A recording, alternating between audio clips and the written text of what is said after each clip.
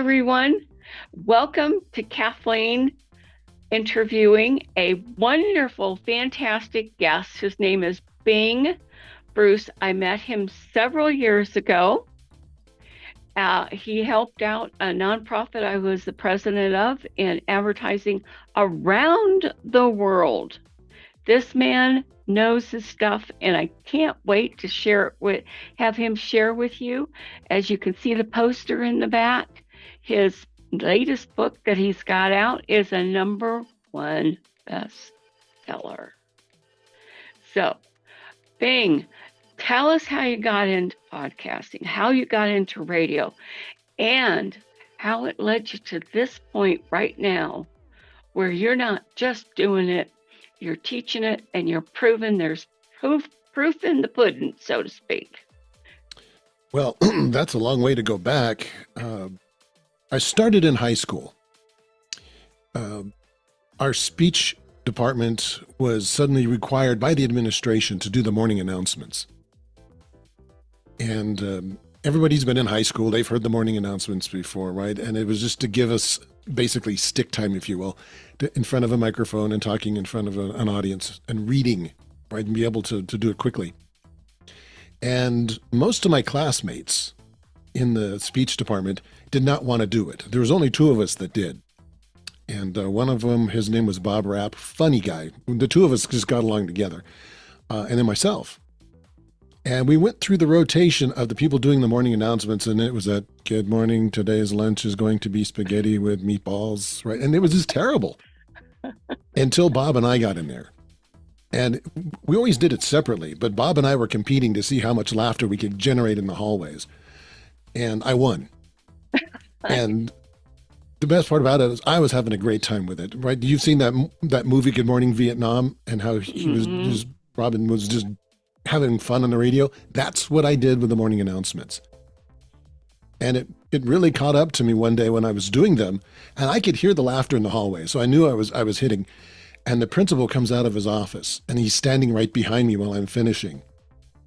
And I'm thinking, I've crossed the line somewhere, right? He's going to pull me into his office, but he didn't pull me into his office. He put his his hands on my shoulders, and he said, Bing, I want you to do this every morning. So I beat Bob. Oh, wow. That is incredible. I was a junior in high school, so I got to do it all through the senior year as well. And people were looking forward to the morning announcements. People were putting stuff into the morning announcements just so I would do it. And it was a lot of fun. And during my junior summer, this is where the radio part comes in. Up in Olympia, Evergreen State College. It's a beautiful campus. They had just started, first time ever, a radio broadcasting course. Now, they had a station, but they never actually taught it. And I thought, well, this is really cool. So I got a hold of them and I said, hey, look, I'm only a junior in high school, but I would really like to take the radio broadcasting course. Is there some way we could fast track it and have me do it in a week? So I can go up there to Olympia, rent a dorm, stay up there on campus all week, and take your course. And they said, oh, wow, that would be rather unique, but we'll make that work for you. And so they did. Bob and I both got to go up there. We shared the dorm together, and we went through the class. The entire summer semester class we went through in a week. Oh, so wow. we were working 8-hour days. And then we had to do a shift at night. So I had the 10 to midnight shift. And Bob was on before me. He got a better position than I did, but it was fun. Because we didn't care. We were juniors in high school, and we were on the radio, right? It was really fun. And we were the first 2 students to graduate from that program because we did it in a week. Oh my gosh. I got the bug at that point. I wanted to do radio. That was so fun. And right after that, I had shortly after moved to Texas. And I'm 18 years old now. And the neighbors came over and introduced themselves, and they said, wow, you've got a great voice. You should be in radio. And I said, well, I've done a little bit of radio and stuff, but you just can't walk in and get a job in a radio station. It doesn't work that way. And they said, no, our radio station actually wants somebody. You should go down there and check it out. And they kept pestering me. Now, this is the first day I've ever met them. So I thought, okay, I'll humor you. I'll go down there tomorrow. So next day goes, I go down there and I walk in and there's this really, really old guy sitting there reading a newspaper. And I walk in, he doesn't even lower the paper. He's just holding it up and he goes, "Can I help you?" And I said, "Well, I understand you're looking for somebody to be on the radio. You need an announcer." He lowered the paper and he goes, "Read this." He shoves it in right at me. So I start reading it. He goes, "No, out loud." So I start reading out loud and he goes, "Can you be here at 2:30?" I couldn't do it that day, but I said, "Well, I could be back the next day." And he goes, "Great, you be here tomorrow, 10 a.m. We're going to get you up to speed so you're on at 2:30. Wow. And that was my first introduction to professional broadcast radio. Oh my gosh. Did that for like 8 or 9 months and then came back to California. And again, it was one of those situations where I'd love to get back into radio, but getting in radio on the coasts is really hard, right? Because there's so few stations and there's so many people that want to broadcast. So it was really hard. But the local station here, I went down and I thought, well, I'll just apply and put my name in the hat and see what happens. And I give him my air check and I said, well, you know what, I'm 19 at this point and I'm pretty new at this, but I got a pretty good handle on the radio stuff. And they said, "Yeah, you got a great voice. We love your air check, but we just don't have an opening for you. But we're going to hang on to this just in case." I said, "Well, thanks." So that was the typical answer, right? And I thought, well, I'll go do something else. 2 days later, I get a phone call from the radio station. He said, "Hey, could you come back down here for an interview real quick?" I said, "Sure." So I drove back into town and got in there and they said, "Can you be on at 2:30 today?" That seems to be the magic number. And so it was a midday shift for about 30 days when they called me in and said, "We want you to be our morning man," because of the humor and stuff that I was doing. I was morning man also in Texas, but it's to get the morning position, that pole position in the morning is prime. That's the one you want, right? That's the one everybody's listening. That's the best time of the day. I never thought I'd get that, especially in a California station. But 30 days later, I'm doing morning drive time and loving it. And I've done morning drive time ever since in all my radio career. Yeah. Now, did you have a special handle or anything like that when you were reporting? Yeah, in fact, let me see, can I reach it? Hang on a second. Let me see if I can reach this. Nope, it's blocked. Sorry. I have a cup that I got from the radio station. My first big celebrity name was Bingo Bing. And we actually had a bingo show where it was cash prizes and stuff that we gave away. Sponsors did that and helped promote the Bingo Bing show. And that's, we had music and all kinds of stuff. So there was the Bingo Bing theme song, stuff like that. It was major league. It was really fun. I was drawing a 3 share in the Arbitron ratings, which for the market was spectacular. Yes, it is. And, it was. Yeah. And you think 3, that's all you get. You don't understand. That's a big number in the radio industry. Right? Because it's usually in fractions. Oh, they got a 0.1%, market share. I was getting a 3 share in my morning show. And that was thrilling. I had a big following and a big audience, and it was just a blast. I really enjoyed doing it. There was, the last show that I did lasted 12 years. Okay. And it was a trio. There was 3 of us doing the morning show. It was called the Bad Morning Show. Bad was short for Bing and Dave, which was the name of the hosts. And then we had Ed as our news guy. And the 3 of us, we had so much fun on that show. And just recently I had somebody reach out to me and said, "Would you be willing to do the Bad Morning Show again?" And I said, "No, those days are done." But I said, "If you ever want to put together a reunion show where you get us back together again, we'll be happy to do that." And he goes, "Consider it done." So there's a possibility that the 3 of us will get back together for a reunion show. Oh, well, that sounds fun. And with your teaching now, in addition to everything else that you do in television and in movies, that would be just a real cachet to have that come back and people could hear it. I mean, I know you're quite a bit younger than I am, but still, I remember listening to the radio. That's all. We didn't watch TV. We had a TV. We were the first ones to have color TV in the neighborhood, but to have a radio. And I remember people carrying around a radio that was as wide as my shoulders and putting it on their Yes. shoulder and walking around listening to the DJ and singing and bopping and all that sort of stuff. And oh my gosh, oh my gosh. Now they just use Just, headphones. yeah, yep, exactly. And their phone. Everything Yes. is on their phone. So it sounds like this.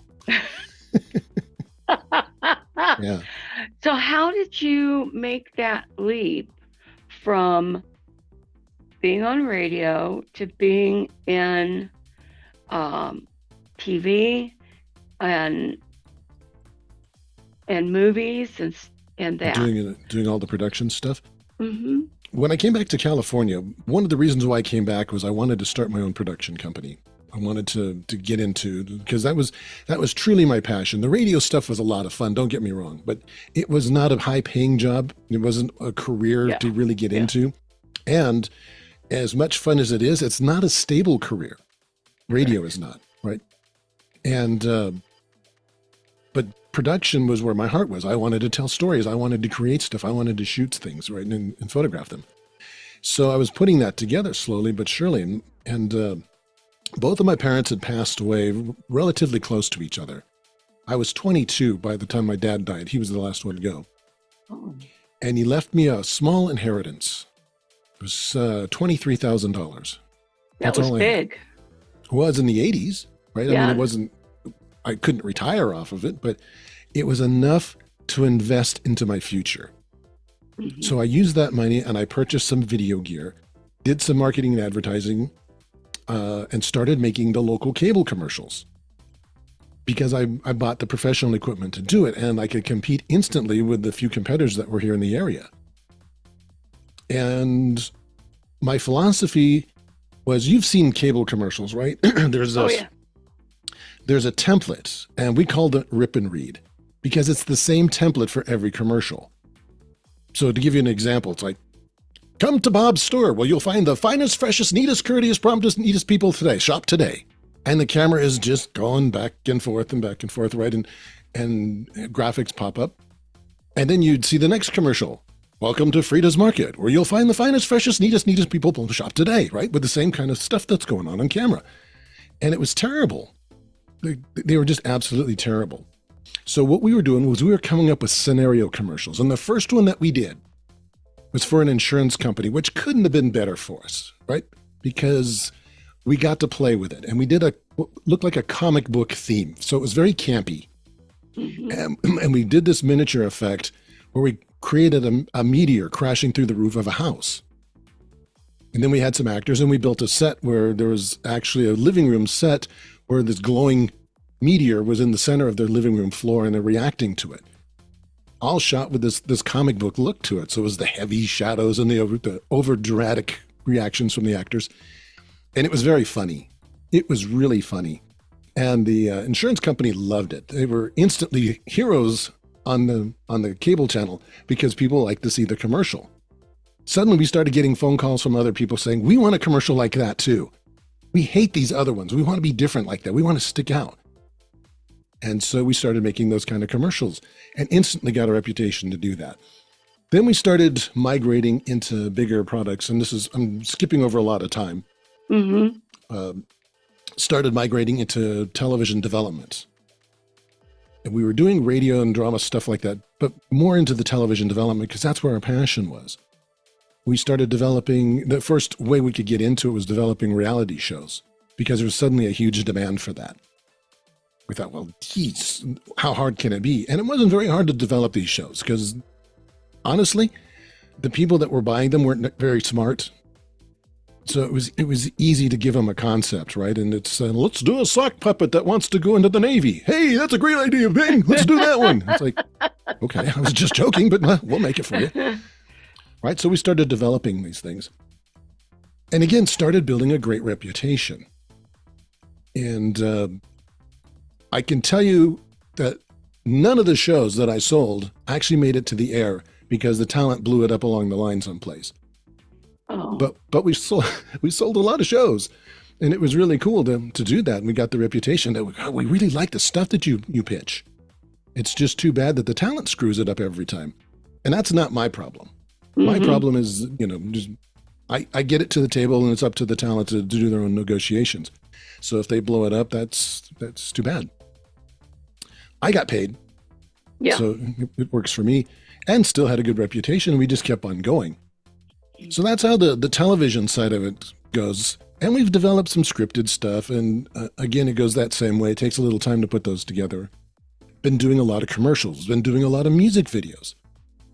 And again, it's that creative out of the box stuff. And I guess our biggest claim to fame in the music video department is we got to do Aaron Carter's last music video for Sony Music.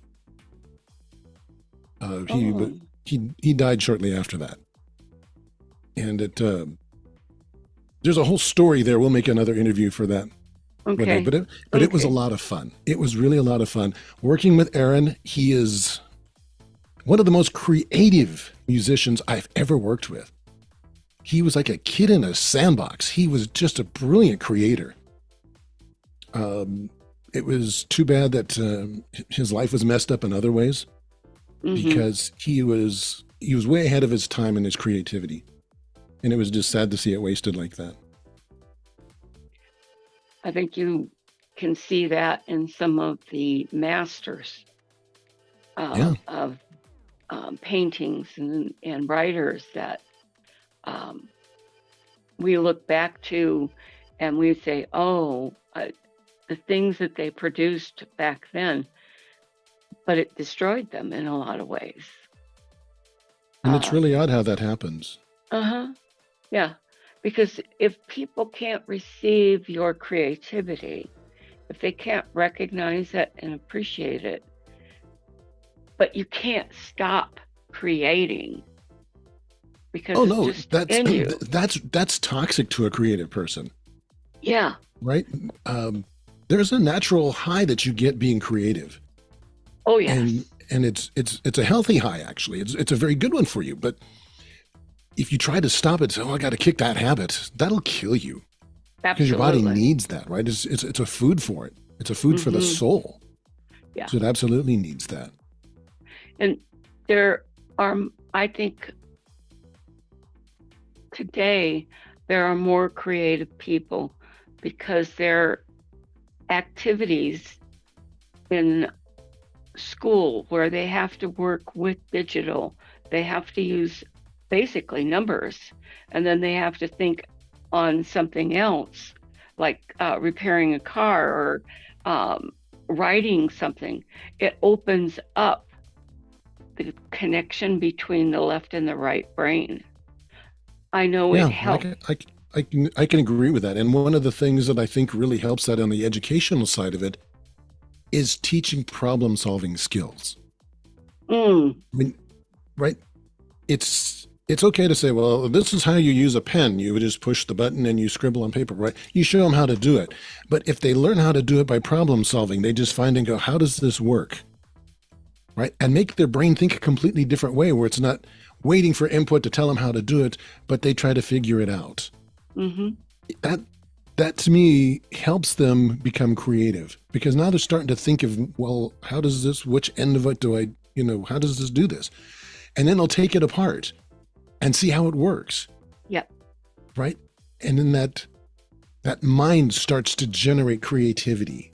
Well, what if I made that spring a little tighter, so now that's pushing the thing out fast, right? And they start reinventing the pen in their mind. I wonder if we could change the ink color, right? There's that kind of development, and it's taught in schools, which is really good, but I think it should be taught more. Right? Problem solving is the key to generating creativity, because when you're writing stories or writing music, that's basically what you're doing. You're doing a mental problem solving. You've got a hero that's got to go on a problem solving story arc. You've got a love song where somebody's trying to get the heart of the girl or the guy, depending on the song, right? And there's this constant generation of creativity that happens that way. And I think it all starts with just learning how to problem solve. I think that's true, and I also think it's because there's such a need within I heard a story, I don't know how true it is, but a young 10-year-old watched Star Trek. I was doing a talk on how science fiction writing influences reality today. And this 10-year-old boy saw them flip open their The communicator. communicator. He says, I'm going to make one. And that was our first flip phone. Yeah. Because Do you know, go ahead. MP3s that we listen to and we take for granted were created because the guy that created that stuff was watching Star Trek. And he saw data listening to multiple sounds at the same time. At that time, we couldn't do that on the computers. We take it for granted now. But back then, when that episode came out, that was really cool. You could do that. You can listen to 2 audio files at the same time, right? So this guy developed that compression so we could have multiple files play at the same time and not choke a computer. Watching Star Trek. Yeah. Yeah. Exactly. It's all starts with somebody who has an idea, and then they have to figure out how to make that idea work. The problem solving, if you will. That's one of the things I appreciated about when I was in the military and I went through some advanced leadership training. We were put into teams. We didn't choose our teammates. They were chosen for us. And some of them were not somebody you would normally work with.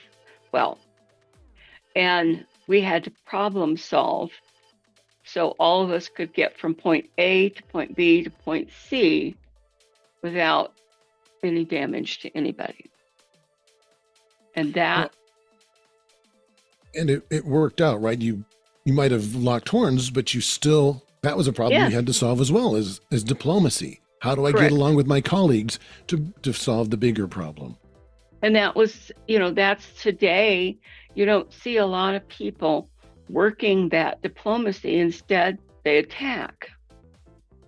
And I agree. Yeah.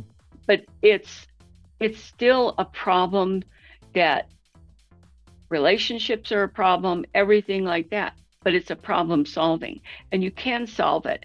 And that brings me to, you said something that there were so many people that were in radio, wanted to be in radio when you returned to California, and you still wanted to be in radio. And then I thought, when we were working on your book, Rise Above the Noise, I just happen to have a copy right there. We'll get to that later. Okay. I wanted to talk about it now. Well, we were in the process of transitioning. How did I get from radio to podcasting? Yeah. And it ties neatly together with the problem solving that you were bringing up. Yeah. Because I was working as an engineer for the local college here. I ran the radio and television and the recording studios. I built all of that stuff. And I wasn't teaching the radio class, but I had an extensive radio background, and the students knew that. Mm-hmm. And the teacher that was teaching the class wasn't very good at it. So students were coming to me off class time and saying, I think I'm going to drop the class because I'm just not getting it. And I said, what's not to get? Radio is one of the easiest things to get. It's not difficult at all. Oh, yeah, I don't understand the board. I don't understand how to talk in the mic. And I'm going, I wonder what the teacher's teaching them. Because you can learn that stuff in 15 minutes, as you probably saw in the class, right? Mm-hmm. It's not very hard to do this.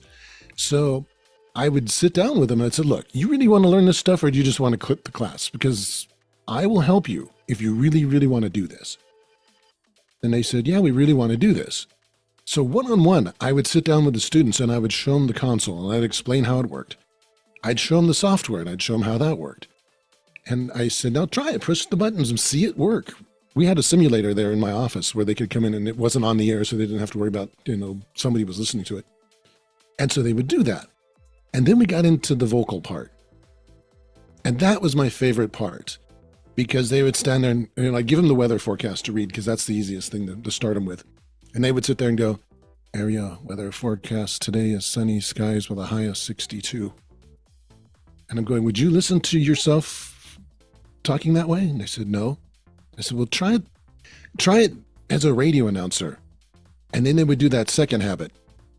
Area weather forecast today is going to be partly cloudy with a high of 62. And I go, what are you calling bingo? Why are you talking that way? And said, we don't know. That's just how you're supposed to talk in a microphone. I said, no, you're not. No, you're not. Just talk naturally. Be yourself. And then all of a sudden they'd get up there and just do it themselves. I said, just look at the weather forecast, but don't read it. I mean, it's not that hard, right? I said, put it in your own words. We can do that. Well, of course you can. And then all of a sudden they would go, well, area weather forecast today is going to be mostly clear and then a high of 62. I said, didn't that feel better? He said, yeah, and that was easy. And I said, of course it is. It's not supposed to be hard. It's supposed to be easy. If you're having a hard time with it, you're doing it wrong. Mm-hmm. So I'd spend 15, 20 minutes with them. And all of a sudden they were broadcasting like pros. And overnight, they'd be back in the class the next day. And they'd sit at the microphone and they would, area weather forecast is, they would do this thing. And the instructor's going, wow, you really improved. You're doing great. Keep up the good work. And he'd pat himself on the back for a job well done. And some of the other students were catching on going, dude, you were about to drop the class. What happened? What's the secret? So go down the hall to Bing. He'll teach you right away. So every day, new students were coming down to my office and getting that 15, 20-minute crash course on how to do this. And now that's the backstory of me teaching that stuff. Because again, I'm not the instructor. If you want to learn the stuff, I'll teach you the stuff. So one of the students, he was going to have his own radio show there. They were going to give him a radio show because he was one of the more promising ones. And he was, by the way, he was really good. But he lacked confidence. And he was falling into those same little patterns. And I sat him down in my simulator station for 20 minutes. And he just bloomed. And he could not wait to do his show. And when he did his show, he soared. I mean, he just felt so good and so confident. And he came to me for a few more instructions because he just wanted some tune-ups and stuff and really wanted to push it. He wanted to take callers. He wanted to learn how to do that and do the interaction stuff. So he was doing some major stuff for just being on a college radio. Now, towards the end of that, he said, Bing, you really should teach this stuff. And I said, I don't want to teach a class here. It's too bureaucratic. And he goes, no, not here. You need to teach this stuff like a podcast class or something. You need to do it one-on-one because you just really have this natural gift. I said, no, I don't want to be a teacher. I'm happy doing what I'm doing and I've got enough work to do. He goes, seriously? And every day he'd come back and go, come on, let's put something together. And just to humor him, like the neighbor, I said, okay, let's put together something. And I came up with a name, Rise Above the Noise, right? The Podcast Academy. And I put together a class. It was up in Los Angeles. And he said, I'll even go up to the class up in LA. And he did. It was a 2-day class. And those people up there, I'd never met them before other than this student. All of them were new. All of them were blown away at how easy it was to podcast and couldn't wait to do it. Mm-hmm. So I kept adding on, and then I built my own podcast academy kit. So I carry all the equipment. The students don't need to bring anything but an interest. You saw that because you were at the lab. Yep. Right? I provide everything. So they don't have to invest in it if they go, well, you know what? Bing is wrong. I'm just not cut out for this. There was no money involved other than paying for my class, right? But it was an easy way to get out of it than buying thousands of dollars worth of gear like I've seen a lot of people do. Mm-hmm. They buy the stuff and they get up there and they go, I have no idea how to use this stuff. And there it sits. And they can't get rid of it. I mean, they can eventually sell it, but they're going to get pennies on the dollar for it. And what happened to the passion to do the podcast then? Right? Had they just taken that extra step and learned how to do it and found those little trade secrets that are in the book, they'd be soaring out there because everybody who's taken the class or bought the book has had some degree of success in podcasting. And I'm proud of that. The only ones that haven't, because they had some kind of personal reason, right? They had either an illness or they were waiting for something else to happen, right? But they were still, the passion was still there. Just the timing was wrong. But they wanted to grab that instruction. And I have a few of those. They're just kind of like the podcasters in holding at the moment. And I'm waiting on that. But that's how that started. And those were a blast. I have to tell you, there has never been a podcast class that I didn't enjoy. They are so much fun. And a lot of it has to do, for me personally, is taking people like you, who to me personally, and I'm brutally honest, as you know, you were a long shot. Thinking, well, she's going to enjoy the class, I hope. And then your first exercise. Kathleen, you absolutely blew up the room. I mean, the talk afterwards was, I don't think we can compete with her. I said, you don't have to. You were so good in the class. Your first assignment just blew it out of the park. Everybody was impressed with how good you did. And I'm thinking, if she's this good on her first try, what's she going to be like on her fifth or sixth? What's she going to be like in a year from now if she just keeps going, right? Because you just absolutely nailed it. You captivated everybody's interest with what you did. You had structured it perfectly and got everybody's attention. And all that stuff is in the book, how to do this. And that's how the podcasting thing started to go, and it started to get its own momentum. And so I've been doing it for, I think it's 9 years now, I think. It's how long I've been doing this. Watching little by little. Sometimes it's one-on-one classes. Sometimes it's groups like the one you were in. But I'm watching these people go from complete noobs to stepping in front of the microphone and sitting down with confidence. And there's one, he's actually one of the people, I can't see which one it is. He's on the back of the book. Okay. And he talks about me being an instructor. Very kind guy. He's a doctor. And he took the class. And I was thinking, well, he may be a long shot. He's got a great personality, but I think he might be a long shot on the mic. I trained him well. I was totally amazed. He sat down and just built one of the most beautiful little 5-minute podcasts in the class that I've ever heard. And it was because he was passionate about his subject and he just needed to learn the mechanics. Yeah. And once he learned the mechanics, he was so comfortable talking. And that was his secret. And so I'm really proud of him. And I'm really glad that he put the little note on the back of the book for me. That was nice.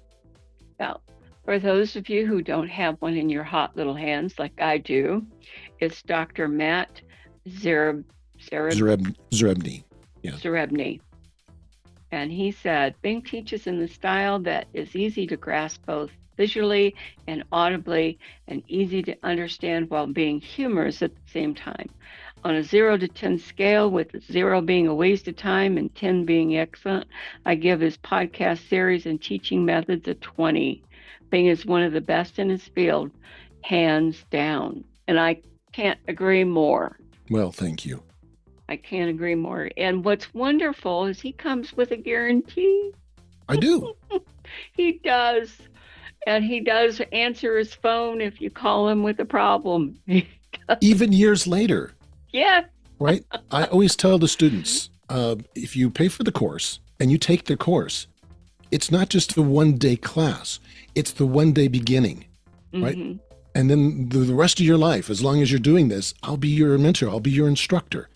There's never a time that you can't pick up the phone or send me an email going, look, I've changed plans. I'm going to start something completely new in the podcast world. I want to do this. What do you think? And I'll go, hey, that's great. Put X, Y, and Z together, and I'll mentor you through that new process. You can do it a dozen times. I don't care. If you paid for the class, I'm going to be your mentor for the rest of your life.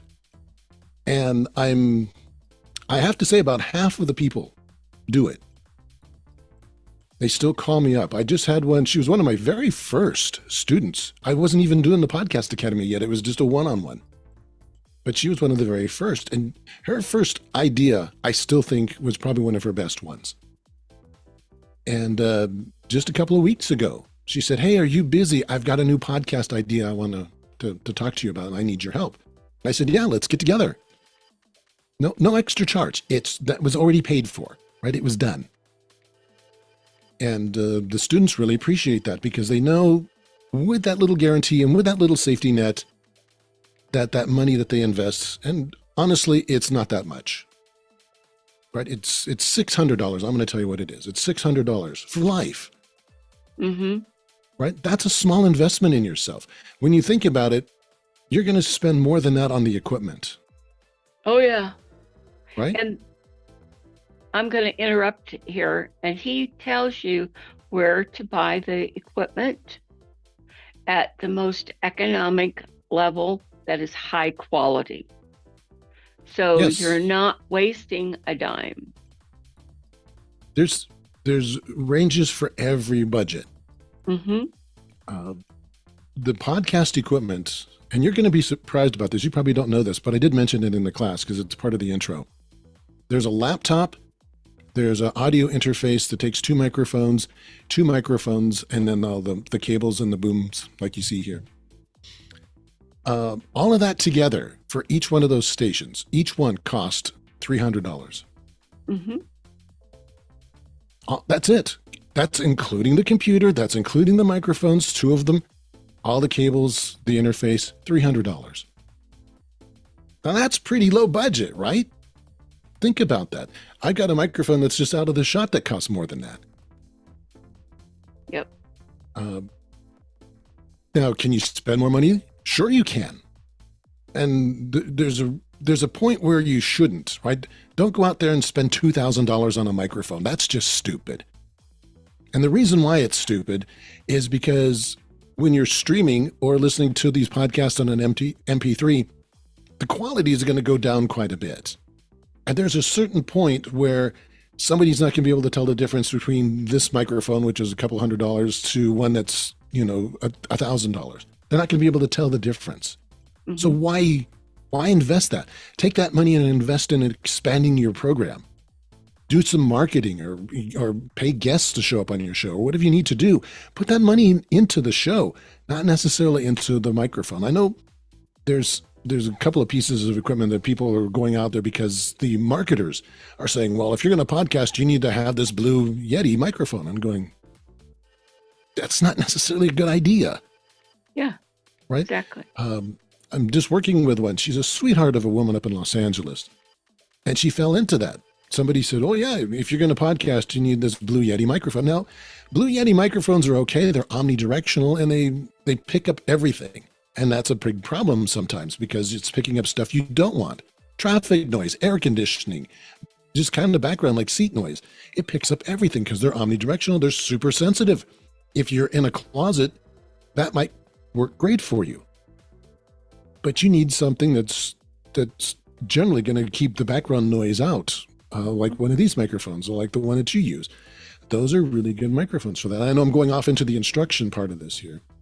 But it's those kind of things that you're going to get because people keep this expectation that, oh, wow, I'm going to have to, buy a big television, broadcast kind of equipment. Don't do that. Don't do that. Start in audio first. There are tons of places that you can do an audio podcast and build a huge audience. And if you build that huge audience, then you can start thinking about, well, now I can go to television, right? And start investing yourself that way.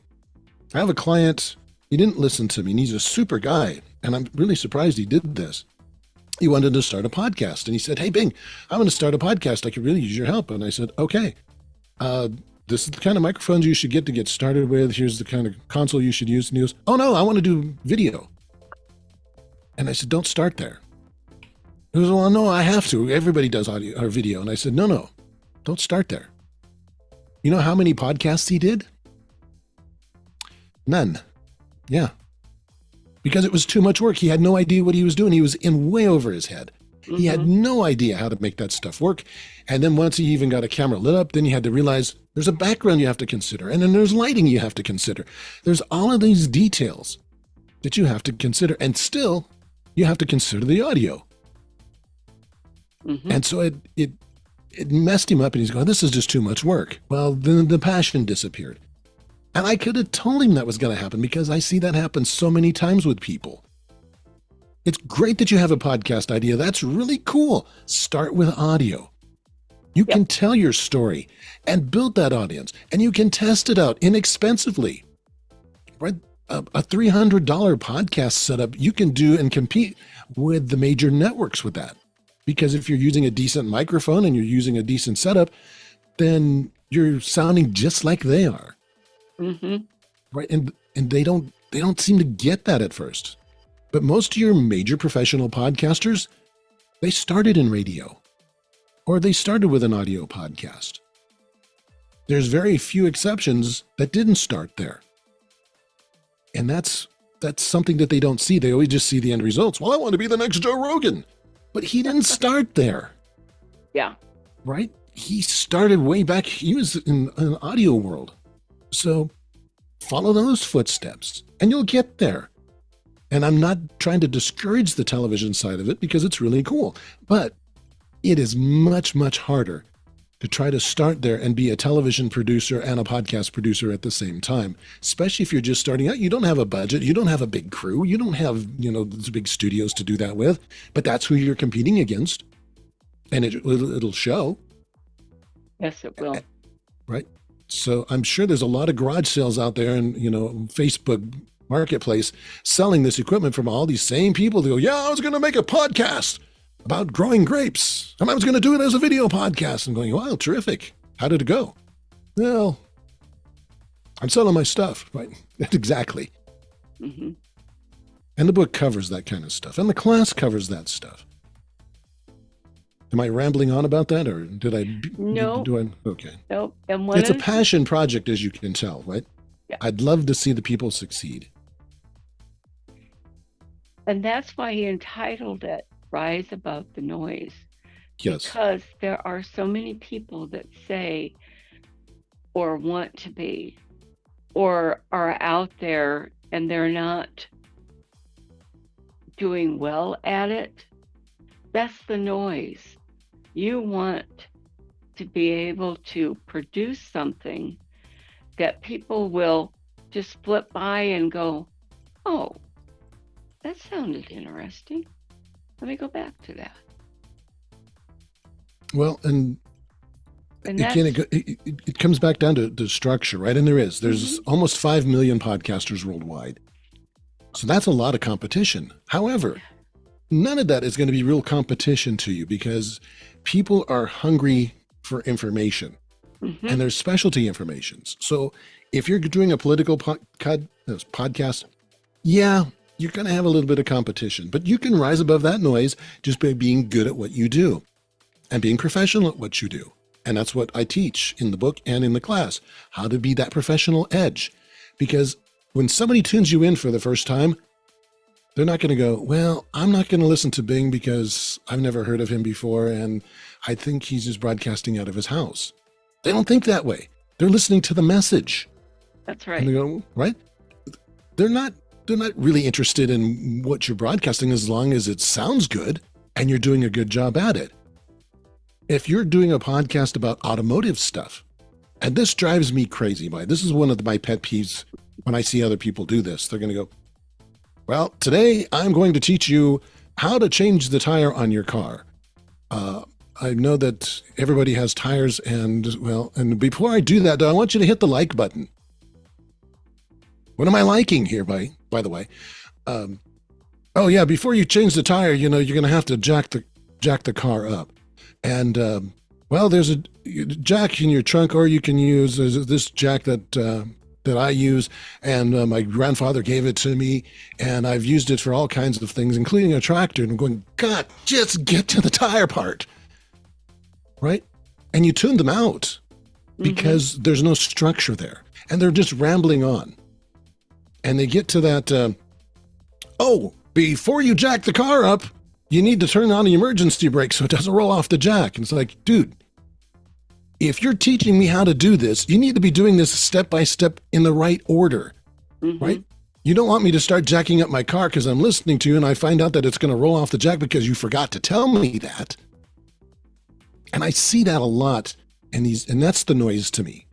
That is the big noise to me. Is those people, they have good intentions and they may even have good content, but they don't have good structure and they don't have the professionalism that it takes to make it into a good podcast.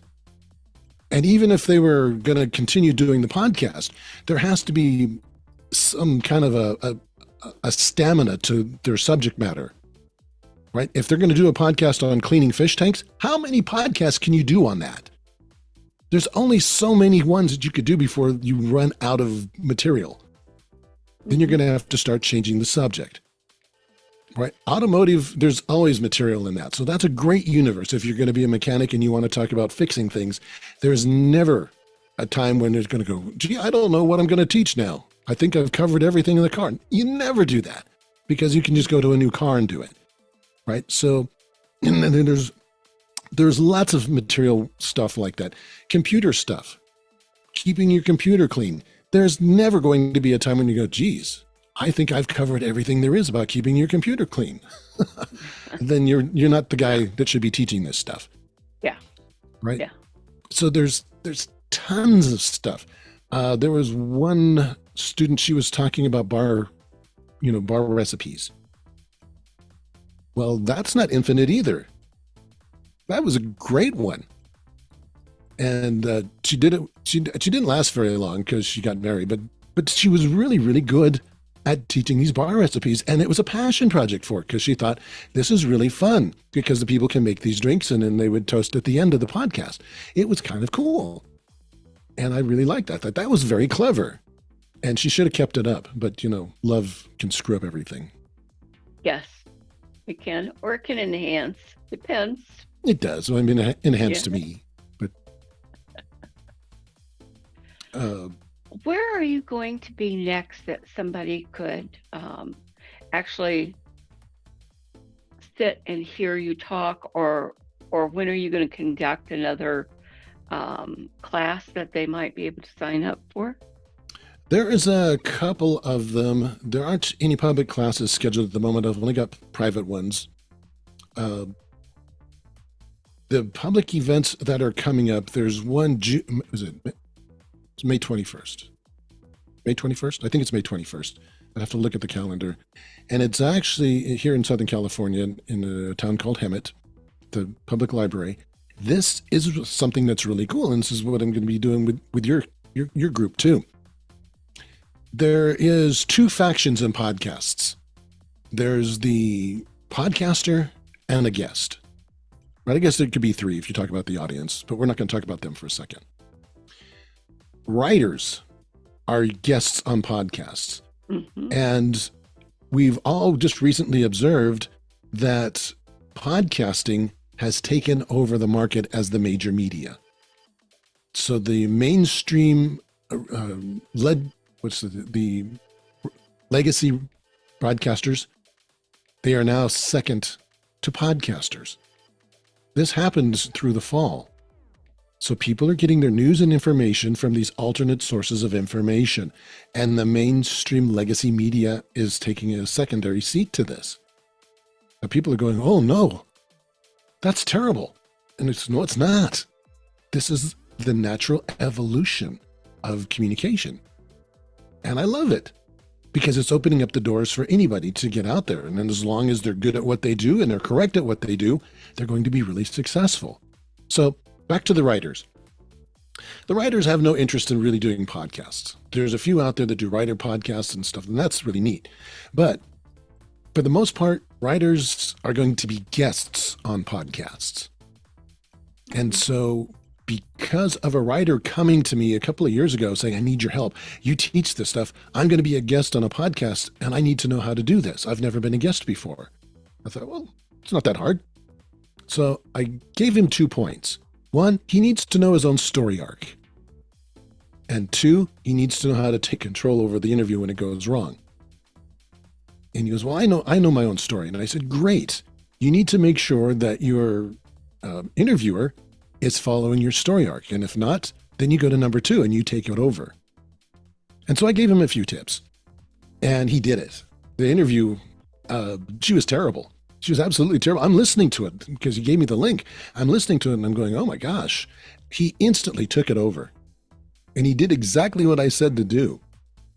And the interview ended really, really good because he kept control over it. And he told me later that she said that was the best interview she's ever done. So not only did he take it over, but he made her enjoy the interview as well. And so a couple other people who heard that too said, hey, you should really pursue this and help the writers learn how to control these interviews. And I said, yeah, it's not that hard. And you don't have to take an all-day course on this. I can do this in just a few minutes. But that's what I'm doing at Habit at the library. I'm doing it at your event there in August, where I'm going to actually teach these writers how to control the interview so they get the best out of it. Because really, there's two things they want to do. They want to sell their book and they want a good interview out of this thing, right? So they're trying to promote their book. So if they don't get those objectives done, it wasn't a good interview for them. And most interviewers, especially in the podcast world, they're not trained. And even the ones that are in the professional media, the ones that are coming from the networks, they're terrible interviewers. I use them as examples all the time about how bad their interviews are. They ramble and they go all over the place and interrupt their guests when they're answering a question. That's just terrible etiquette. So I teach my podcast students how to do a great interview. And now I'm teaching these writers how to be a good guest. The day that we get the two of those together, it's going to be an amazing podcast for somebody. I think so too. I know so. I do. Now, I do want to wrap this up because our time is at an end. But there will be a slide after we close down that you can see where he is going to be. We'll have the correct dates and times and locations. His contact information will also be on there, so you don't have to worry about trying to jot it down while he tells you. You can just stop the video and check it. Thank you so much, Bing, for being with us today. Well, thank you, Kathleen. Ladies and gentlemen, thank you so much for being here, and I hope you learned something today. Until next time, have a wonderful day and week.